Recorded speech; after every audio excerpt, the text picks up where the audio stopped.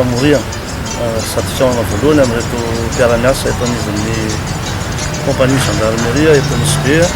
Izany no natao dia no hanatsarana hatrany ny asa atao anatin'ny gendarmerie pirenena zany. Hitantsika samy mahentsika fa manomboka mihamorongatra ny atao hoe tsy fandriam-pahalemana indrindra ny fifondrana monina na ny mandeha mivoaka ny Madagasikara mayotte na ny miverina. Ohatr'izay ihany koa ilay fifondramonina avy any atsimo mandeha aty avaratra izay tsapa fa manomboka mahazo vahana ankehitriny.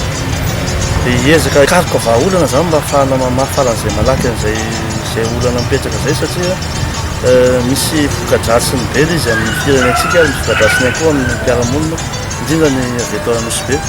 Ankoatran'izay moa zany dia hiezaka ihany koa ampitany Dr Mark izay avy any amin'ireo lehibe sy nambaratongany ampitaina satria hafa ihany mampita mivantana an'izay zavatra izay noho ny hoe amin'ny telefônina na sahalan'izay.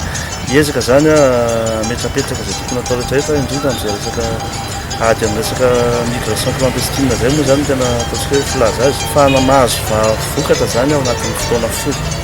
Io moa zany atao amin'ny gendarmerie pirenena dia zahana atao fotoana afaka ampiasa zavatra azo ampiarahana zany dia ampiarahana. Eo ny ady amin'izay resaka fitondramonina sy fifehezana ny sistany izay. Eo ihany koa zany dia aretina mandoza izay hita fa tena ka maro ny namantsika lavin'ilay aretina ka anatiny daholo zany zavatra zany mba ahafahana miady bebe kokoa.